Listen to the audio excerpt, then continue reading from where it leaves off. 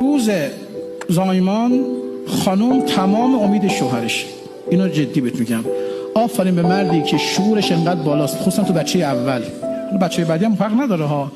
خانم بعد از یک داستان نیازهای عاطفیش بسیار بالاتر میشه. دوست داره اولین نفری که میبینه همسرش باشه، با دست گل، با طلا و هر چی که به وسط میرسه. یعنی من خواهش میکنم روز اولی که بچه به دنیا آمد کسی رو به خودتون نبرید، حتی بچه دیگه هم نبرید، خودت تنها.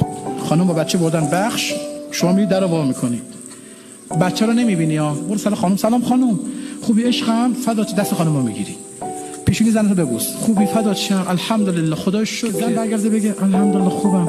بعد زنه بگه بچه رو دیدی؟ بعد بگه بچه‌م هست. این درسته. یعنی اگر بچه‌مو میخوام به خاطر تو میخوام، تو مادر این بچه‌ای. چقدر بزرگ شد باید این کارو انجام بدی جلوش. حق فرزند برگردنت این است که مادرش را در حضور او تکریم کنی. میگه وقتی بچه‌ت میبینه خانم تو احترام بذار، بچه عاشق خودت میشه، چون بچه ذاتاً به مادر گرایش داره. مردهای با شعور این شکلیه.